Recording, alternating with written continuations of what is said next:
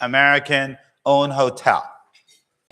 It was the first one in Miami Beach and one of the first African-American-owned hotels, and we continue that proud tradition.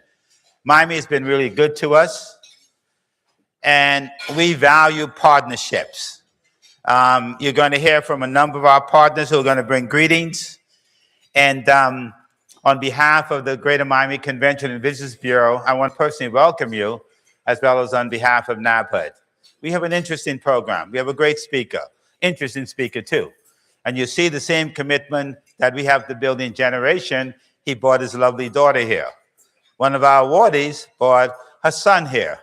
You heard about Evan's daughter earlier. We're committed to making sure the next generation of hoteliers carry on to the tradition of ownership.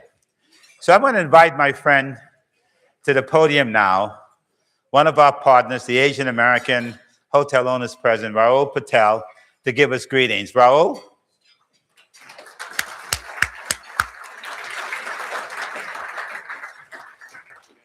Thank you, Raul. Congratulations, Andy. Congratulations, NABHOOD, on this big anniversary. AAHOA is very proud, has been a founding member of NABHOOD, and we have always worked very closely with each other, and we are all in for the owners to make sure they progress and the industry stays profitable. Thank you very much. Thank you, Raul. Next up, I always call him my Russian friend, but he's not really Russian. Sinobik Destang, president of the Caribbean Hotel and Tourism Association. But what I'm most proud of, he's the owner, the managing director of 5 hotels and getting ready to build a second hotel in the wonderful country of St. Lucia. So Nabnek, please bring us greetings from St. Lucia.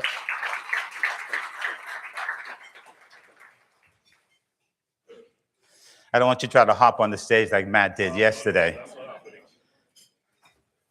All right, good afternoon, everyone. As usual, Andy just puts you on the spot.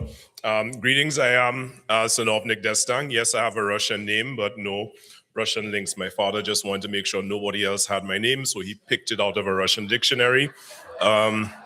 Apparently, it means dignitary. I am the executive director, not managing director. The managing director is on the stage right here next to me.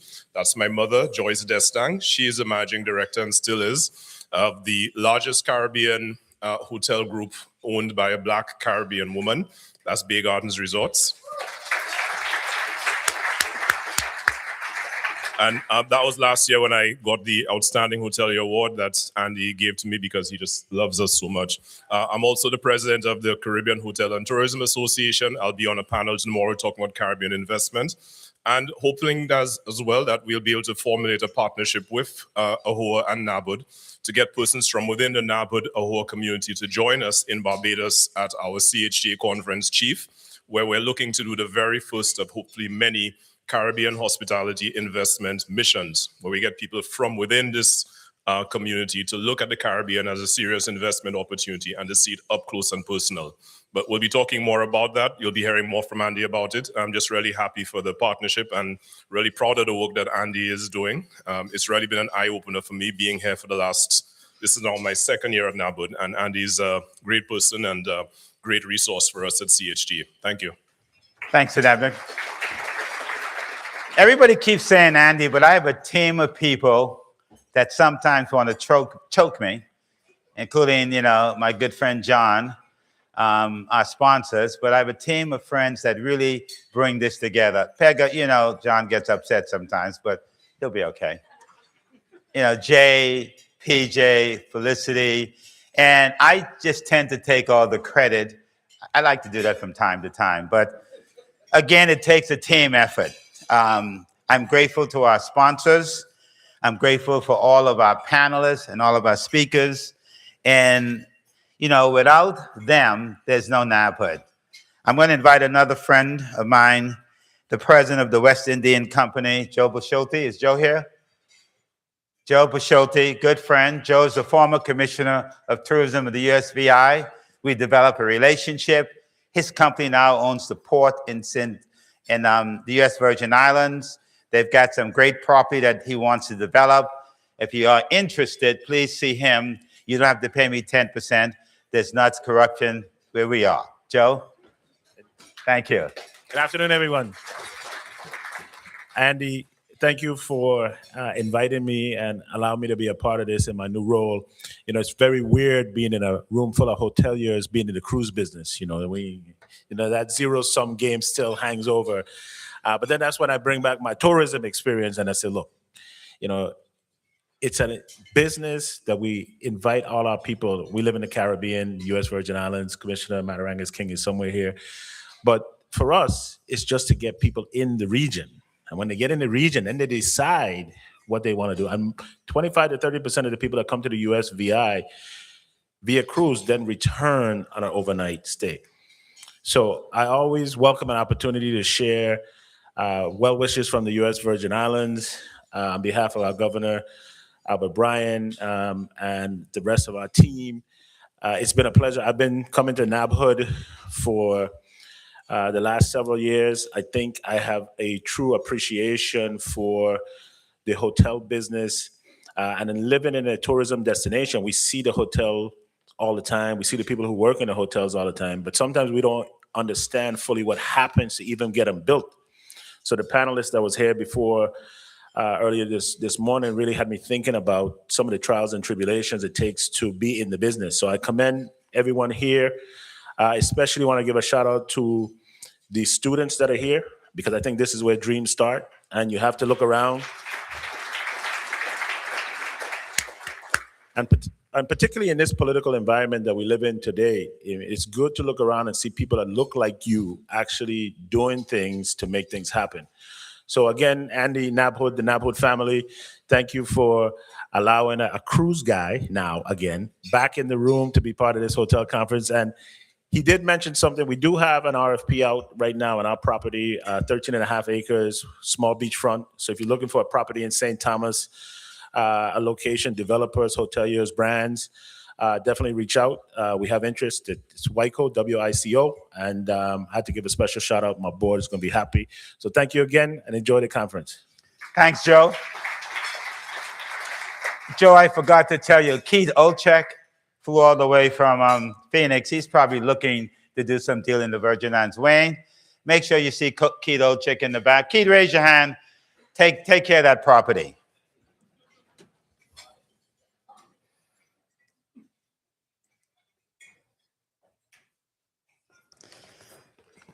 I like this one. Coming from the General Counsel for the National Council of Negro Women, my good friend, Marcio Edwards. Is Marcio Edwards here? Marcio? I wanted to hear from the Negro women, but I guess he's not here. But moving on. This is the fun part. I get to do a lot of stuff. Get to crack jokes on my friends, mess up their name, but who cares? I'm on stage and I got Evans with me and now Don Peebles, so nobody's gonna touch me. We've had a long relationship with Hilton, started when we pitched them back in 2006. Good friend of mine, you hear about a little bit later on, that just retired, Bill Fortier. At Hilton headquarters, we pitched the deal. What about people of color, Black people owning hotels? That's like Don having the tenacity and how we say in the community, who you think he is to go build a hotel in Miami Beach and then buy the bath club. But we had the same vision. Don had tenacity, and you'll hear about when I introduce him, but Hilton made a commitment to be with us. And I'm going to ask you to give Hilton a warm round of applause as I bring my good friend, John Kosovich, to the stage. John?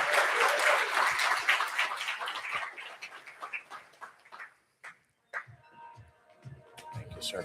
Yeah. Awesome. My pleasure. All right, yeah.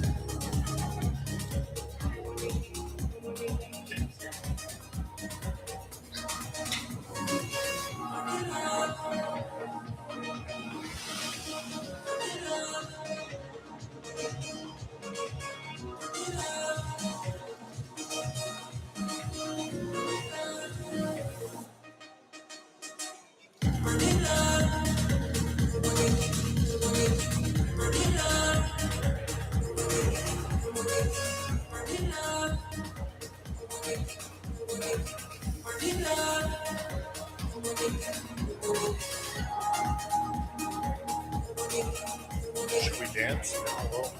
I can't dance. Only black guy that can't dance.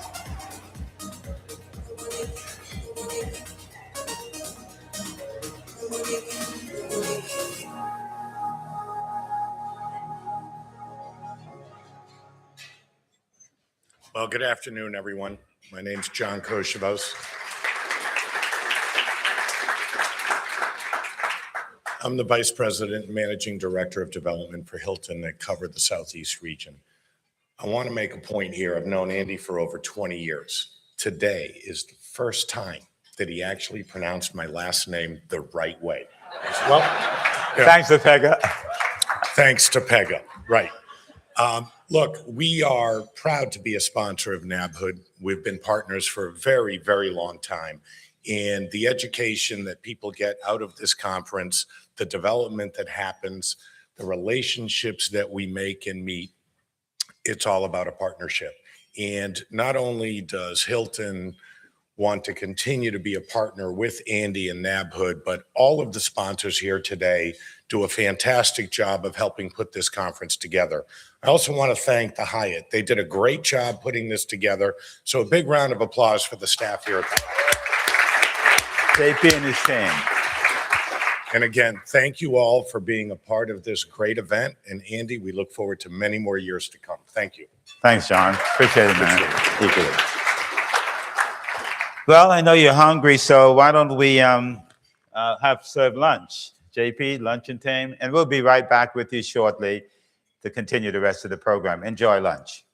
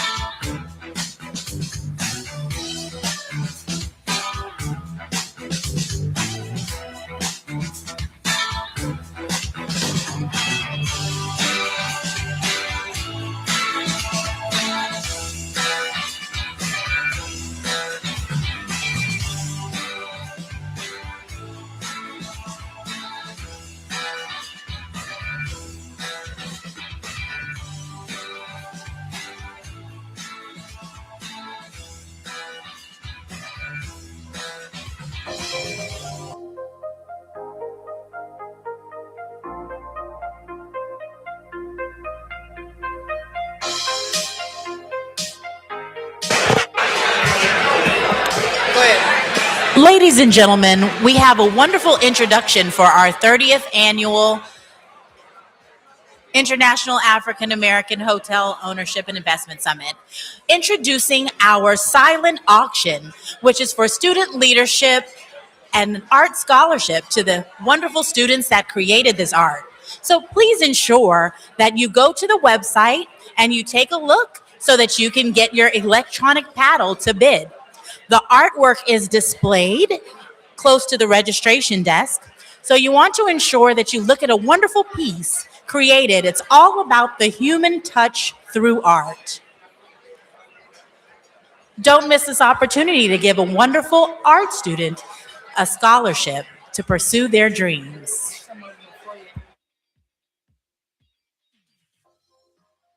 The art display is in the foyer.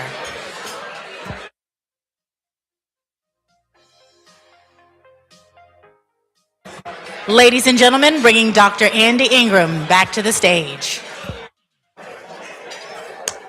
While you enjoy your scrumptious lunch prepared by the Hyatt Hotel, we're going to continue the program. If you can eat silently and keep the chatter down a little bit, I would appreciate it. Hello? Hello? Thank you very much. Vinay, can you keep them quiet, please, while the program proceeds? I learned something from Don Peebles many years ago, that if we're going to be effective, we have to make tough decisions. And out of those tough decisions become changes. And today, I'm happy to announce the NABHOOD AAHOA, our partners, Outstanding Hotelier Award is going to Stephanie Kendrick, the president of La Quinta Hotels by Wyndham. An African-American, Stephanie, an African-American woman running a brand.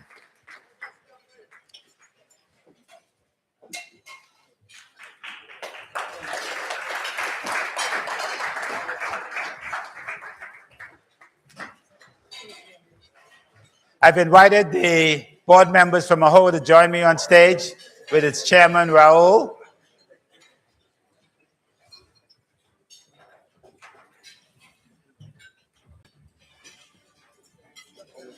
Quick picture.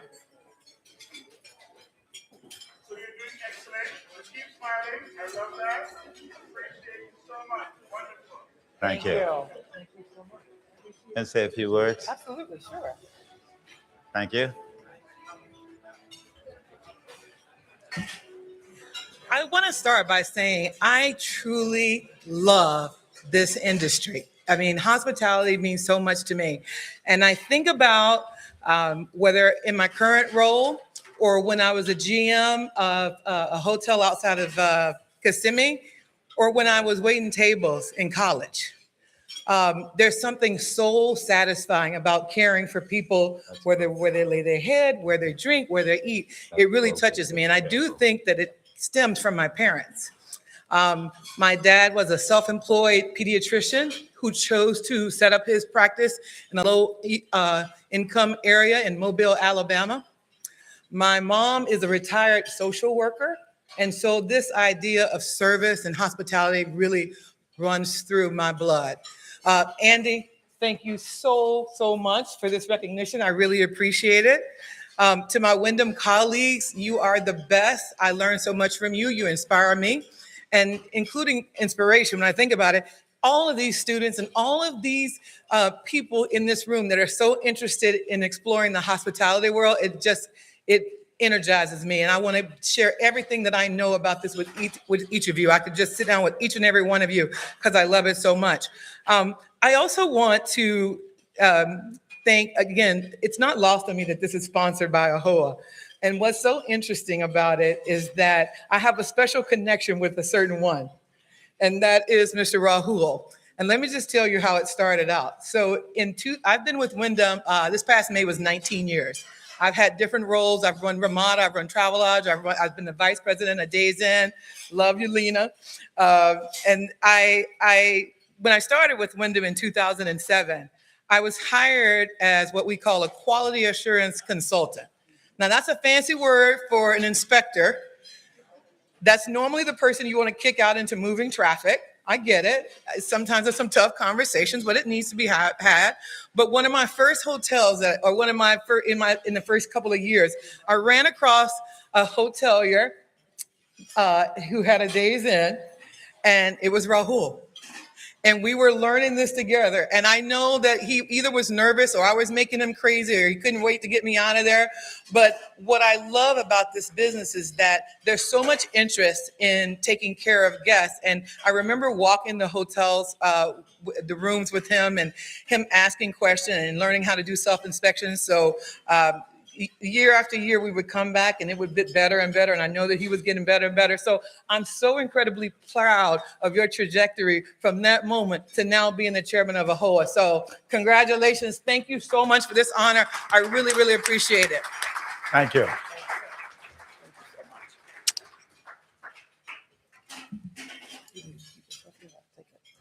You can take it. We're going to give you a packet for it later. Okay.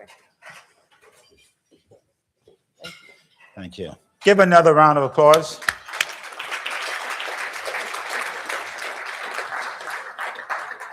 Let me take a moment of personal privilege and acknowledge Lady Hopkins in the room. Lady Hopkins and her husband built an institution of hotel owners that I envisioned as a young man growing up in the Bahamas and wanted to be like the husband of Lady Hopkins. Mr. Royston Hopkins, my good friend, I miss him dearly. Lady Hopkins, please stand up. Lady Hopkins.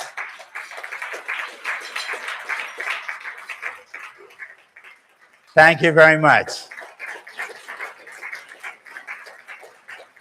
Thank you. Our next awardee is the Chairman Award. Goes to Louis Alicea. Louis is in charge of the Caribbean, and he's one of the guys, as Brian Parker knows, I called anytime. As most of you know, I can pick up the phone, doesn't matter where you are. If we got a deal, I'm going to make the call. By the way, Stephanie, can you make sure Brian becomes the next president of a brand at Wyndham? And we need an African-American as a brand president. Thank you. And also join me, I mentioned my good friend, the president of Wyndham, Jeff Pilate. He's having some challenges. Please keep him in your prayer. Jeff has been a very dear friend to me. Lou Alicea, the NABHOOD Chairman's Award. Is Lou, I haven't seen Lou, is he here? No. Brian, can you accept this award for Lou? Lou, we've had a lot of challenges with weather and people not being able to make it. I know Lou lives in New Jersey and it becomes a challenge. Brian Parker, Wyndham Hotel, please.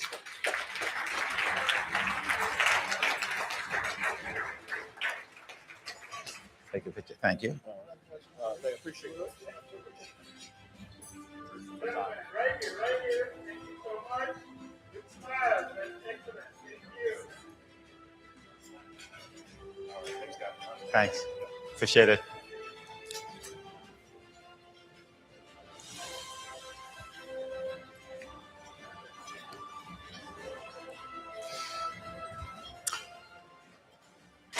Another one I'm immensely proud of, and that is the NABHOOD Hank Thomas Trailblazer Award.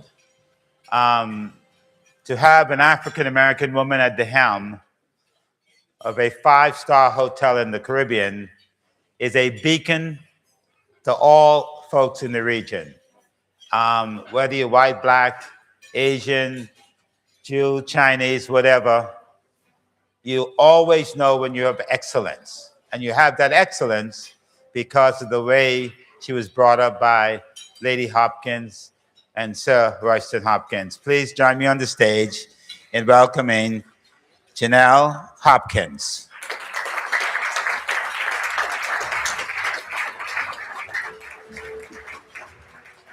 Thank you. Appreciate it.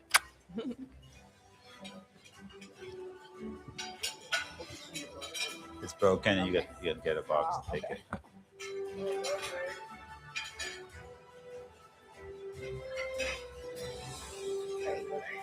Thank you. Yeah, please. I want to bring the next generation of hoteliers on, Jenelle's son and her mother.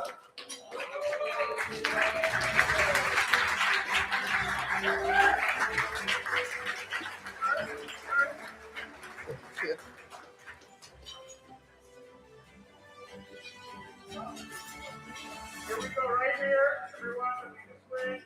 Young man, I want you right here. Excellent. Thank you.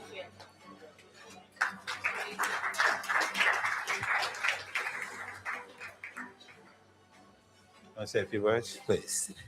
Thank you, everyone. I am deeply honored. And just to say that, it's incredibly humbling, deeply meaningful to be standing here on the same stage, my late father, in 2019 to accept the same award. It is really incredibly, meaningful to me and to the family. And of course, I wanted to thank my mother and son for being here with me. Without them and their support, none of it would be possible. And to the team at home, without them, none of this would be possible. 220 staff for a 64-room hotel. It's not an easy feat, but we get it done. And, it's my first time here, and I am honored to be in a room with so many hoteliers. I was at the the chat this morning with the students, and the energy and the drive and the love for the industry was so inspiring. And, it made me think there is hope, and it's great to see the passion and the fact that so many of the students in the room today spoke about hospitality, and not just hotel, but hospitality. And at the base of it all, that's really what drives our business, people and hospitality. So again, thank you to everyone, and I really, really appreciate it. Thank you very much. Good.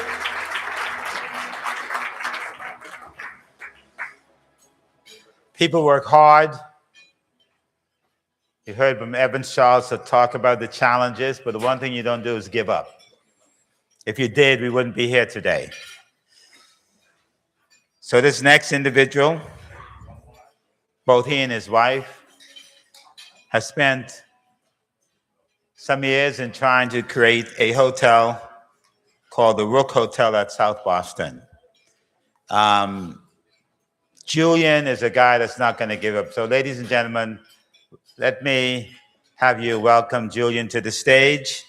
The Rook Hotel, the NABHOOD Deal of the Year by the Ascend Collection by Choice. I don't see John, but Julian, please come up. Where's John? Let's ask the Choice team to come on up. John, Marcus, let's take a quick picture before they get up. Congratulations, man.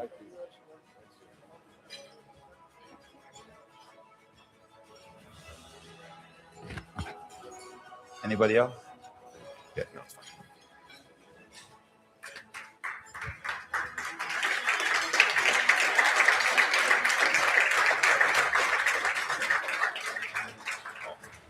Thanks.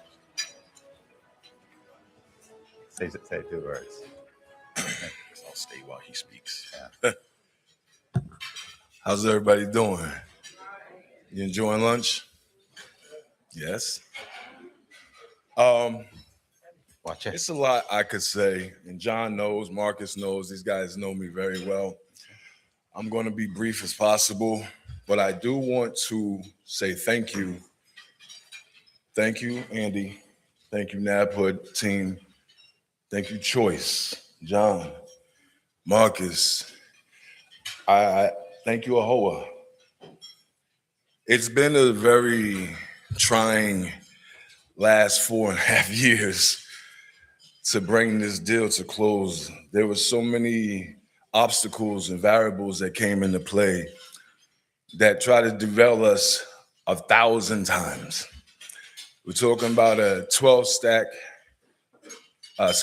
source capital stack to bring this project to completion, at least to get us into construction so we can have a Q1 opening of 27. And during this time, there's been a lot of people that supported us from afar, people that I didn't even know, that showed us hospitality, was hospitable to us. So what I would like to do is this is a dedication to everybody here. Yes, Kari, I wish my wife was here with us right now. She had to take care of some other things, so she couldn't join us. But I dedicate this to this entire room because everybody in this room means something to my mental space and state and while we were developing. People like Mr. Peebles and other folks that came before us, all the way down to the students. Everybody that does things behind the scenes, been sharing an experience on social media and constantly stating that we are an encouragement to them as people that look like us out here in this space. That gave us a lot of more motivation to keep going, to keep pressing on when the deal was about to collapse time and time and time again. There's so many people. I just want to shout out Amari, shout out Stephanie, shout out Ashley Johnson, these cool, awesome individuals that was there. I could pick the phone up with Andy. I could pick the phone up with Warren Thompson, and this is I'm about to wrap it up. But Warren was very instrumental as well, even though these individuals weren't a part of our deal, but they were in support of us. Warren's line brother from his fraternity was actually the mayor of South Boston, Virginia.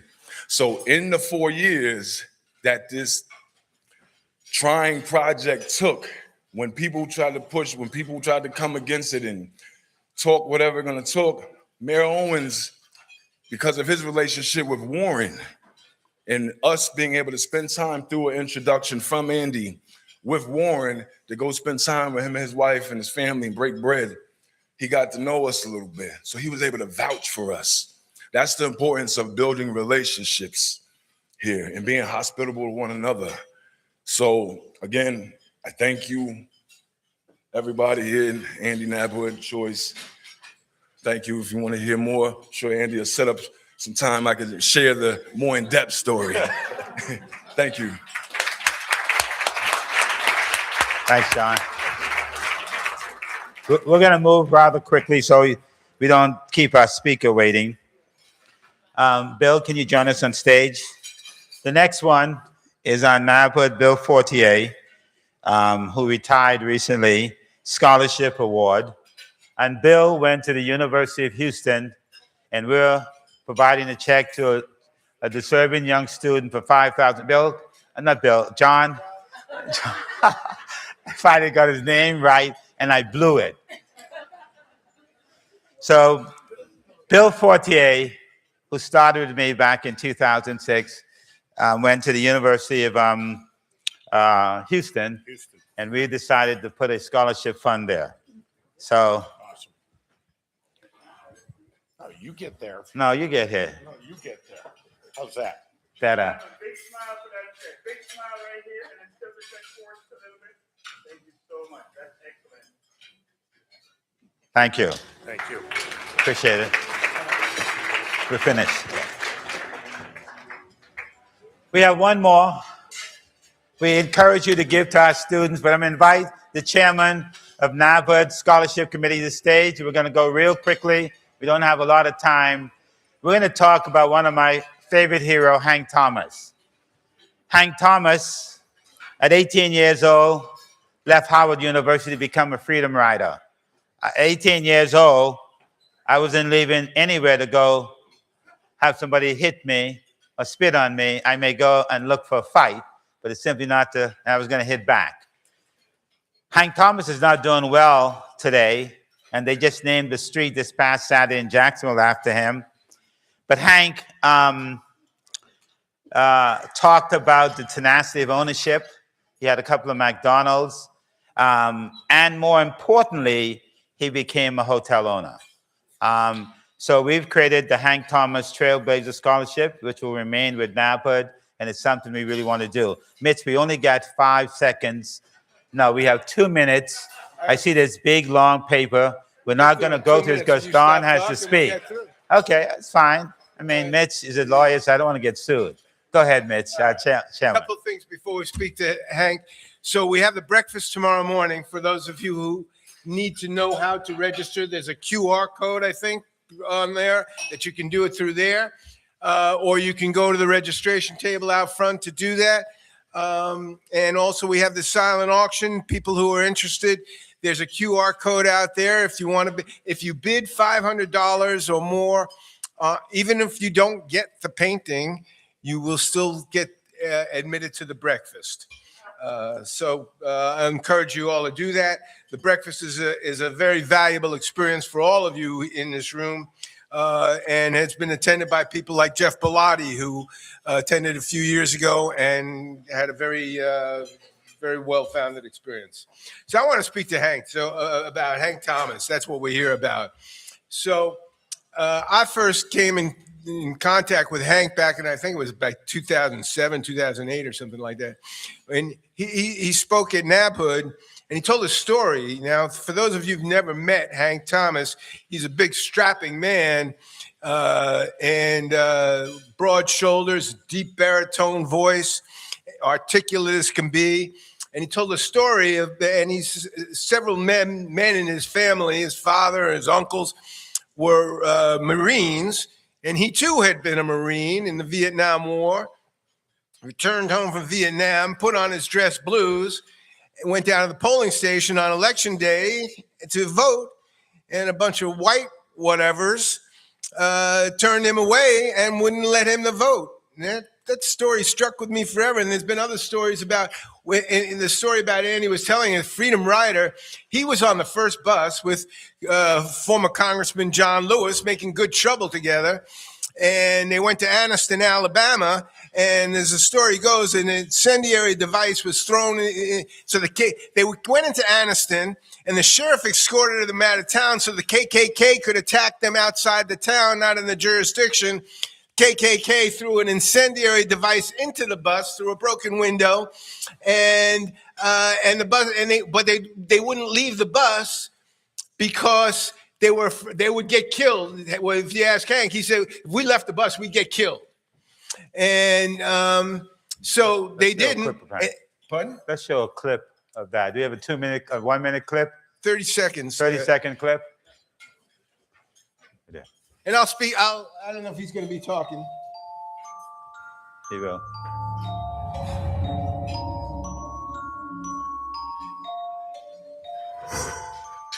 Anyone who wants to know a little bit about Hank Thomas's approach to business class to learn a little bit of United States civil rights history.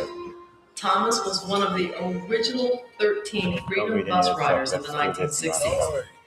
The experience has changed the way he faced a challenge. In the town of Rock Hill, South Carolina, just below Charlotte, John Lewis and I were scheduled to get off the bus and go into the bus station and desegregate the bus station. As soon as John Lewis got off, he was attacked by a mob, and then I had to get off behind him, and I went into the white-only waiting room. I was immediately arrested by the police, taken to the police station, and then later that night taken out of the police station and taken to a Klan fest, if you will, a group of Klansmen who were waiting for me and waiting for the police to deliver me to them. On the way I escaped, I knew I was in pretty good shape athletically, and I was able to outrun them at a very opportune time. Hank's ability to make a move at the right time probably saved his life that night, but his friends and family claim that the same sense of timing has also made him wealthy. Hank is able to see the potential and opportunities where others that are more conservative would not. And it seemed like everything he touches just seemed to just turn into gold. Hank had established himself as a front-running franchisee within the system with many, many accomplishments. Go ahead. Okay, so in any event, Hank was a civil rights advocate for many years, an activist for many years, and without him, there would be no Civil Rights Act. There would be no Voting Rights Act. Hank is an American hero, and Andy and I, we both felt as we need to honor this man. And without the Hank Thomases of the world, this room wouldn't exist right now with all these people in it today. And so we owe that debt of gratitude to him, and it's important for the next generations to understand that and for Hank's legacy to be remembered and honored forever. This is one of the greatest honors and privileges of my life, to be able to create this scholarship in his name. And we had a chance to dine together a couple of times, and he was just a remarkable man. He's one of the most remarkable men I've ever met in my life. So it was a great privilege and honor that we create this award today. Again, there's a QR code up there. Anybody who wants to donate to the Hank Thomas Trailblazer Scholarship Fund can do so right now. You can do so at the registration table. You can do so at any time, and you should. And in this day and age, I'll say one more thing. This November, it is really important to vote. And please make sure that you vote. The only way that we can get done what we need to get done in this country is through the ballot box. And it needs to be unequivocal, undebatable what the outcomes of those are. So that means everybody needs to vote. So thank you all, and enjoy the rest of your conference. Thank you, Mitch. I appreciate it. Thank you. Very passionate. We're really concerned that next generation of leaders really have an opportunity to become the next Don Peebles of the world. And I get the privilege of introducing Don, and my daughter, who's working with me, PJ, said, do you want his bio? I don't need his bio. I'm a friend of his. I know some of the stuff he's gone through to get where he is. And you think about the guy that had the nerve to challenge the system. And I remember after he got the Royal Palm, which was an uphill battle, and by the way, on the first ballot, he didn't win the deal in Miami, but they re-voted and he got that deal. But he also went up to Fort Lauderdale. I said, Don, let's go to Fort Lauderdale today. He said, no, don't want to go. But Don spent years in Fort Lauderdale trying to win the deal to build the hotel at the convention center. They did not want him to have it. They threw everything at him. And we would sit in the city commission meeting, and I remember one day they wanted to look at his financials and they wanted to change the rules. I'll never forget it. He said, go ask Mr. Heisinger to bring his financials here. If you want to see my financials, come into my office. That's the sort of tenacity. And Don doesn't give up. I got a call from Miami Herald reporter one day. They said, what do you think about your chairman becoming the first black member of the Miami Beach Bath Club? What the devil is that? And they say he's the first black member. And I called him up. He didn't know that. And he said, you know what? I should buy it. And he did. That's the sort of gumption he has. And then they said, well, you have to keep it the way it is. He said no, and he went and built a beautiful condo on the land and still maintained the integrity of the Bath Club. Ladies and gentlemen, please join me in welcoming my friend, Don Peebles, to the stage.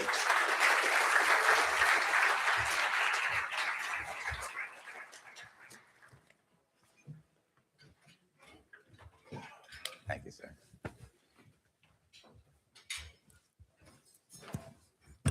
Well, good afternoon.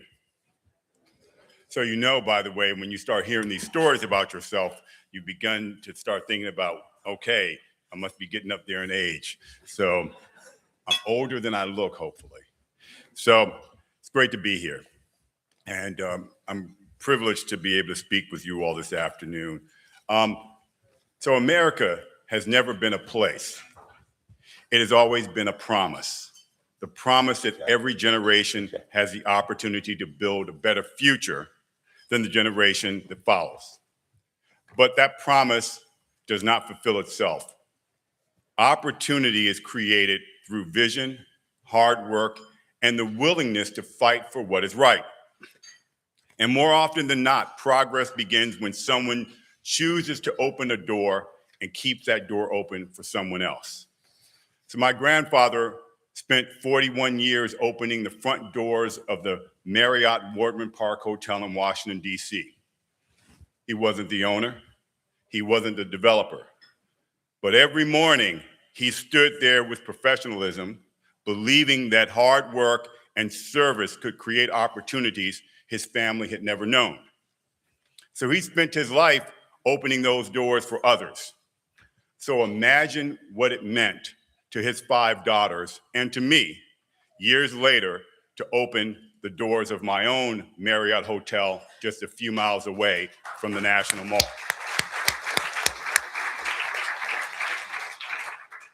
That is an American story. One generation opens the door, the next walks through it, and then carries the responsibility to hold it open for others to follow. And that brings me as to why we're all here today. And to someone whose vision has changed the trajectory of this industry. Andy Ingraham, what he has set in motion more than 30 years ago was not just an organization, but a movement to disrupt the status quo and redefine who gets to own and operate hotels in this country. When Andy started this conference in 2001, there was just one African-American owned hotel in the United States, a Best Western in Memphis, Tennessee. Today, there are roughly 3,500 Black-owned hotels in America.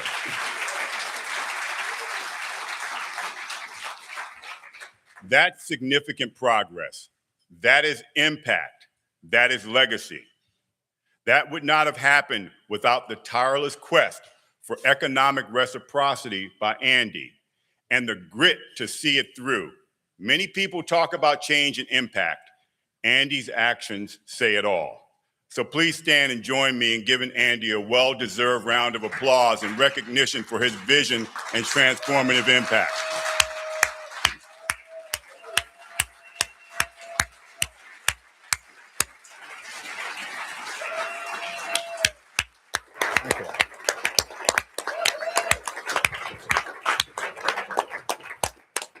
Andy, I want to thank you for opening the doors of opportunity for us all, including me. And I still don't hold Fort Lauderdale against me. I never wanted to go. But we have made tremendous progress over the past 25 years. But after a quarter of a century of progress, we all know that we still have a long way to go. Because when we look at the numbers, our American story is far from finished.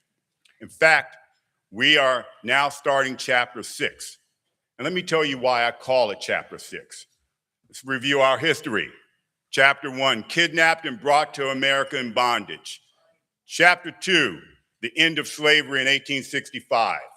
Chapter 3, the civil rights movement of the 1960s that John Lewis helped lead. Chapter 4, economic opportunity and economic empowerment of the 1970s and 1980s. By the way, because people like Andrew Young, John Lewis, Marion Barry, Maynard Jackson, and others sought political office and used the power of vote to come into office with an agenda to empower our people.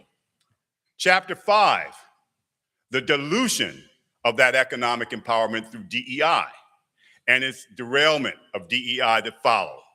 And so here we are in Chapter 6, the crossroads where we stand today. And at this crossroads, the numbers tell a story that we cannot ignore. Depending on who is counting, there is more than $82 trillion currently invested across U.S. asset management industry. That's hedge funds, private equity, venture capital, and real estate. The Knight Foundation puts that figure at $82.24 trillion. Now let's give that number some context. The American Rescue Plan, the economic stimulus package that Congress passed in March of 2021 to save the American economy from the fallout of COVID-19, that was $1.9 trillion. So that means that there is more than 40 times the amount of money that was necessary to rescue the entire American economy sitting in private markets today. The federal government's current annual budget is roughly $7 trillion. That means that there's nearly 12 times the amount necessary to run the entire federal government currently invested in private equity and venture capital. Our national debt that every politician talks about is $40 trillion. So that means there's more than double the amount necessary to retire the entire federal deficit currently sitting in private markets. And of that $82 trillion, according to the Knight Foundation, only 1.4% of it, 1.4% of it is managed by firms owned by women and people of color combined. That's why you needed 12 stacks of capital to get access to build your hotel. Now let that sink in. Women and people of color make up a majority of this country, currently estimated between 80 and 85% of the country are women and people of color. Now, a minority of the population controls 98.6% of the capital necessary to fund economic empowerment and opportunity. So that means that between 15 and 20% of this nation's population controls 98.6% of the wealth in America. Now, I call that economic apartheid. Here are the facts. According to the Federal Reserve, the typical white family in America holds roughly $285,000 in wealth.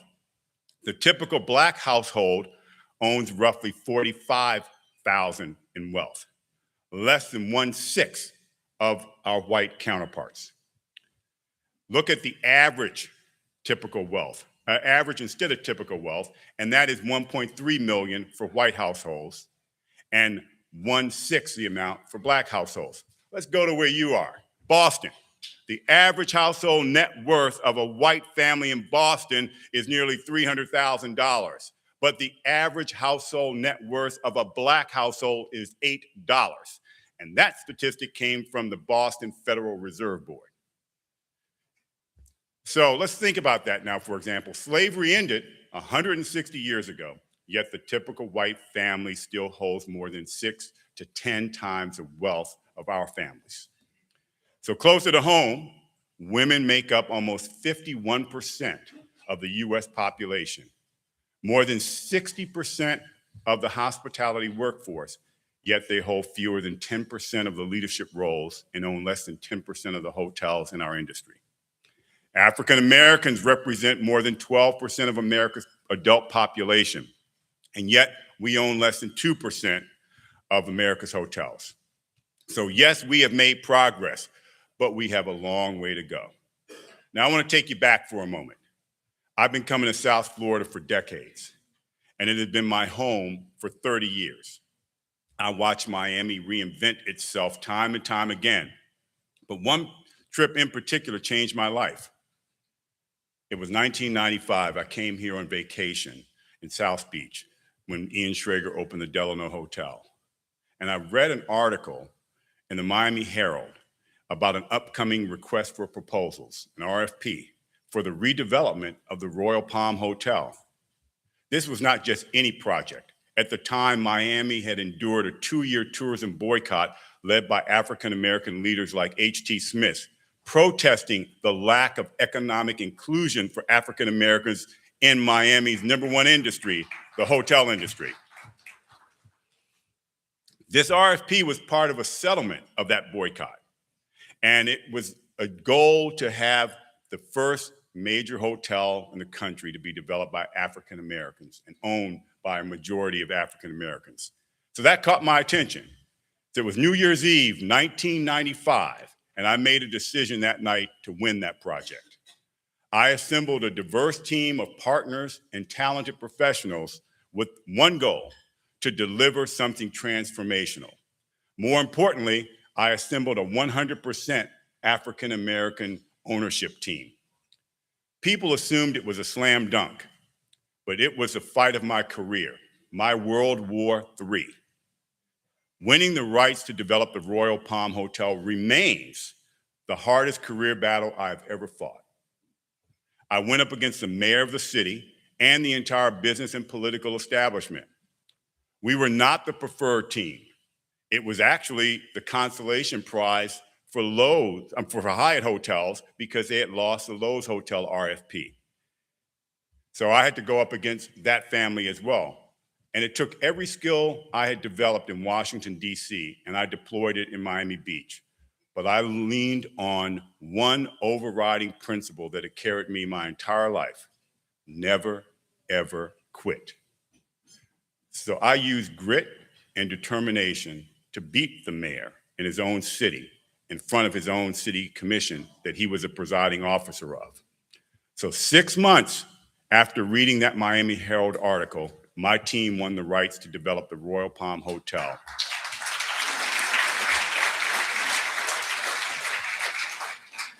And that was June 6, 1996, 30 years ago this summer. And on May 16, 2002, the Royal Palm Hotel and Resort opened its doors. It was the first major hotel in the United States developed and owned by a 100% African-American ownership team. That was a monumental moment and a long time coming. Through that fight, I would listen to Sam Cooke's song, "A Change Is Gonna Come," for inspiration to keep going. And I replayed in my mind 2 speeches from Dr. Martin Luther King Jr., one on the steps of the Alabama State Capitol in Montgomery in 1995 after the Selma March. When he was asked how long justice would take, he gave his answer. When he was asked how long, he said, "Not long."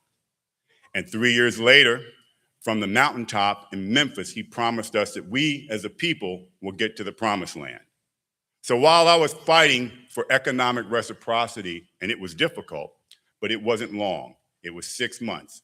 It wasn't 160 years since slavery ended, and not 246 years that our ancestors endured in slavery in this country.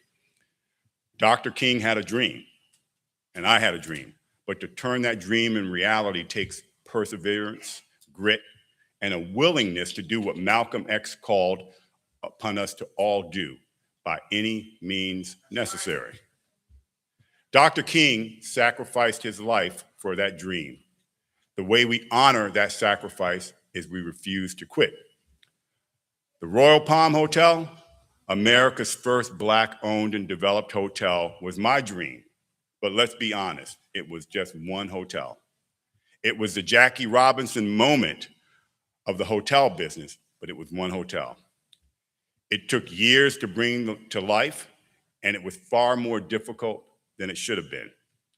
And yet we pushed through, and it was an idea whose time had come. So when we opened the Royal Palm Hotel on May 16th, 2002, two dreams of mine came true on that same day. The hotel opened, and my son, Donahue Peebles III, cut the ribbon alongside my wife and I, surrounded by dignitaries and elected officials who understood the magnitude of that milestone. But what brought the biggest smile to my face was a day that was something that other than my wife, no one else in that hotel knew. My wife was pregnant with our daughter, who would be born 6 months later on November 11th, 2002. That daughter is now 23 years old, a college graduate, a Division I athlete, and today an executive at the Peebles Corporation. And she is here with me today. So please welcome my daughter, Chloe Alexandra Peebles. It was the future that I dreamed of for Chloe and my son, Donahue, that motivated me to push through and get the Royal Palm Hotel opened and to keep breaking barriers ever since. So on September 12th, 1962, some of you may be able to remember this, many of you weren't born, but John Kennedy, as president, spoke at Rice University. And he said, "We choose to go to the moon in this decade and to do the other things, not because they are easy, but because they are hard, because that goal will serve to organize and measure the best of our energies and skills, because that challenge is one that we are willing to accept, one we are unwilling to postpone, and one we intend to win." So developing the Royal Palm was my trip to the moon. And I did it because I knew it would not be easy, but because it was hard. And getting it built paved the way for the 3,500 African-American hotels that followed me.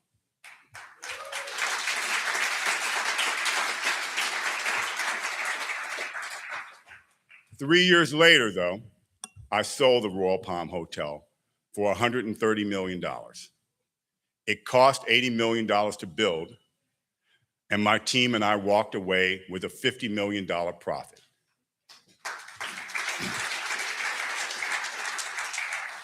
But I have to admit, I did not want to sell the hotel. My lender, Regions Bank, forced my hand. They refused to renew my $55 million loan that was fully performing and sold that note to a predatory lender who had tried to buy the hotel from me, and I turned them down. So instead, after reaching the moon, I had to make lemonade out of lemons because I'd always dreamed that my children, Chloe and her brother, would own that hotel generationally. So fast forward to 2016, and Donahue was working in our company while attending Columbia University in New York. And together, we tried to buy the Royal Palm Hotel back. We offered $285 million. That's $155 million more than I sold it for a decade earlier. Today, that hotel is worth closer to $400 million, which means I left $270 million on the table because a capital source was unwilling to extend the loan that represented at that time 40% of the property's value. So even after I got to the moon, the establishment and my bankers took away the spoils of victory of that journey. And I share that story not out of bitterness, but I share it as an explanation as to why I am so focused and so committed to changing the way capital is allocated and closing the unfair disparity when it comes to how capital is deployed. So what followed the Royal Palm Hotel was a journey of extraordinary opportunity that exceeded even my own dreams when I started my company. So while the Royal Palm was an unfulfilled dream in one sense, what came after was a life of transformative projects and an adventure. Since the Royal Palm Hotel, my company has completed more than $4 billion in development projects, with a development pipeline currently exceeding $8 billion. One of those projects was my acquisition of the Bath Club in Miami Beach. The Bath Club was and is the oldest private social club in the southeastern United States. It was founded by Carl Fisher. President Herbert Hoover was a founding member alongside captains of industry like the Vanderbilts, the Firestones, the Cartiers, and many more, the Maytags, and so on.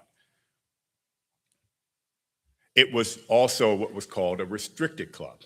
And what that meant, I later learned, was no Black members, no Jewish members, no Black guests, and no Jewish guests. And in 1996, I became the first Black member of the Bath Club. And in 1998, I signed a purchase agreement to acquire it. And on January 3rd, 2000, the first business day of the new millennium, I closed on the purchase and acquisition of the Bath Club. And I did that, and I timed it that way because we were turning a page. And in order for a new chapter to start, we have to close one. And so the new millennium, with the great optimism of 2000 and the new millennium, I wanted to send the message that times are changing. So I went on to develop an ultra-luxury condominium tower and 6 oceanfront villas on the property. The residences at the Bath Club, still considered one of the most prestigious condominium communities in South Florida. And that project generated nearly $200 million in profit. So I came close to the $270 million I left at the Royal Palm. So I retained ownership of the club. And as we like to say now, it's exclusively inclusive. It is now the most exclusive private club in South Florida, maybe second only to Mar-a-Lago in Palm Beach. The Bath Club has been part of my family's legacy now for 26 years.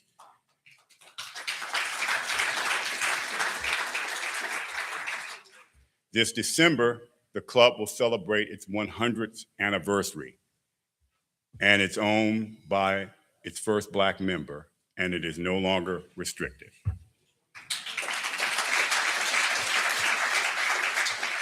And today we operate in major markets around the country: Boston, New York, Washington, D.C., Charlotte, Atlanta, Nashville, San Francisco, and Los Angeles. And not only are we still building here in Miami, we are headquartered here in Miami, just a few blocks from the Royal Palm. So I drive by it relatively frequently. And it reminds me of why I do this and why I'm committed to this industry. But despite operating some of the most diverse cities in the world, ownership in our industry does not reflect the diversity in America. Not a single one of those cities that I listed has ownership of any industry, yet alone ours, that is reflective of our population demographics. So let's remember this. America is a capitalistic democracy. Capitalism is the foundation that our democracy rests on. And if capitalism is unfair, if too many Americans believe that the system will never work for them no matter how hard they work or how many times they vote for change, then our democracy itself is at risk and will fail. And when people stop believing capitalism is working for them, they don't do it quietly. They don't quietly accept it. They start demanding something different. And what we're seeing now that's playing out in our cities around America is happening now in terms of that look and search for something different. So now, even the epicenter of capitalism, New York City, the financial capital of the world, the center of entrepreneurship, the biggest wealth generator in the world. And yet now New York City has elected a Democratic socialist as mayor. Boston, Massachusetts has a Democratic socialist as mayor. And by the way, who has talked about building affordable housing for our people, of course, but hadn't built one unit in the first 4 years of occupying the mayor's office. So in the end of the day, now my hometown, Washington, D.C., just elected a Democratic socialist as mayor. So for everybody in this room who calls themselves a capitalist and who believes in the free market system over any other alternative, hear me clearly.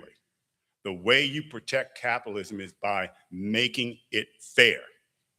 Unlock the doors of opportunity so that every citizen in this country gets a fair chance.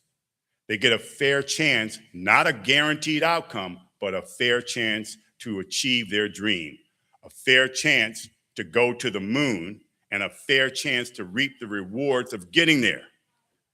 This is not a request. This is a challenge. And I'm putting in front of every person in this room today. The entrepreneurs building your first hotel or your 6th hotel or your 12th hotel. The executives who decide who gets access to capital, who gets access to franchises, who gets access to key money, who gets the seat at the table. That is the door my grandfather opened for me.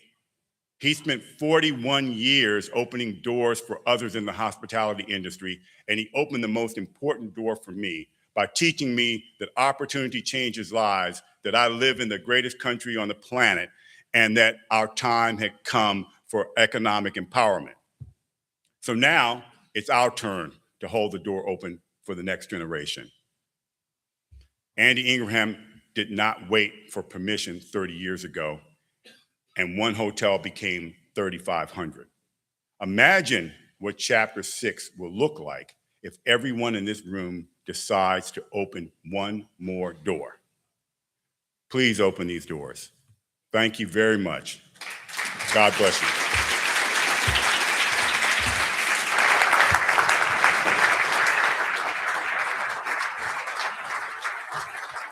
Good man. Good job. Let's take a quick picture.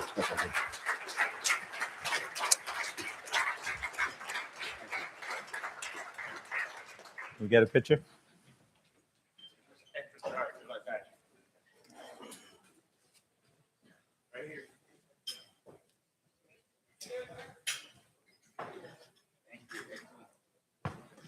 Thanks, Don. Appreciate it.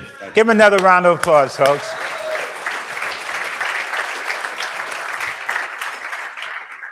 I'm going to ask Raul to join me back up. Raul, please. Laura Lee, Darren, the rest of the AAHOA team, Jay, Bharat, KP. I mean, some of you guys I don't like, but join me anyhow. Bharat, come on up, man.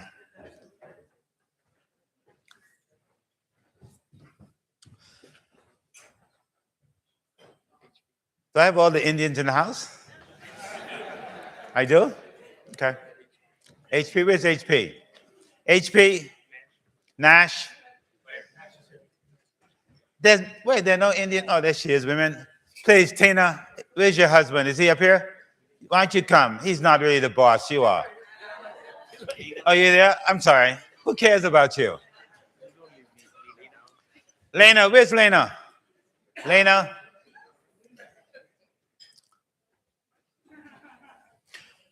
So they don't know what I'm about to do.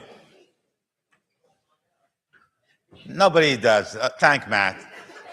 Matt from Red Roof. What's that guy over there? Him and Russell. Are you clapping for Matt or somebody else? So let me tell you why I invited him up here. Thank you. All right. Do it again. I invited him up here because the luncheon, the information is good, but they believe in something. Today, they walked up to me and handed me a check for $10,000 and said, that's going to go to the Student Education Foundation.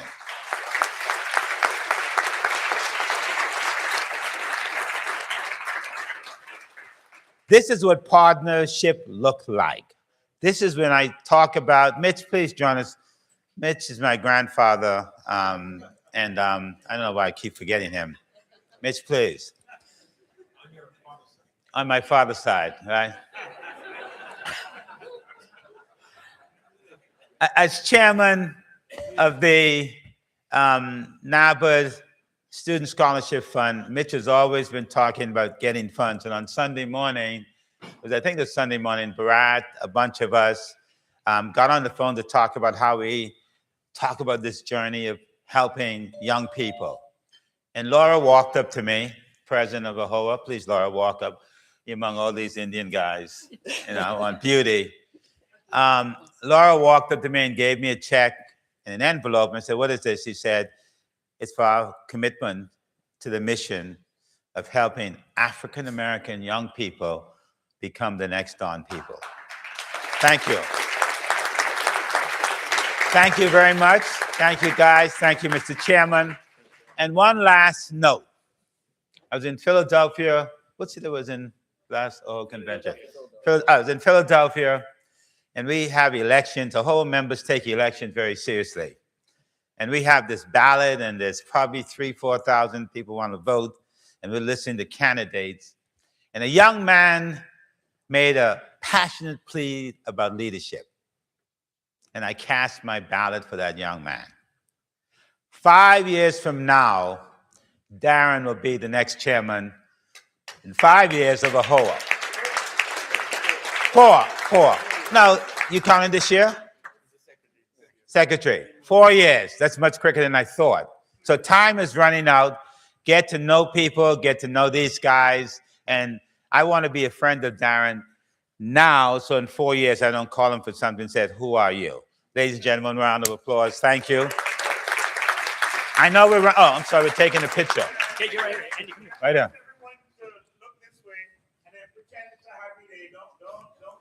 It is a happy day, 10 grand, you kidding? All right. Big smiles. Thank you so much. I love that fix right here. That blinking. Good pose, good courtesy. Lovely.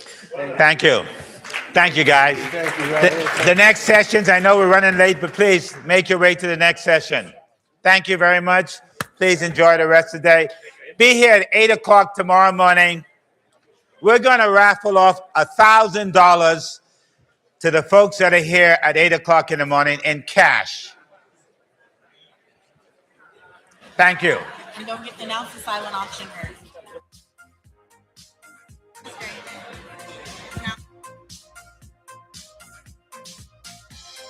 There's a QR code. Ladies and gentlemen, don't forget that we have the NABHOOD 2026 silent auction going on right outside in the foyer.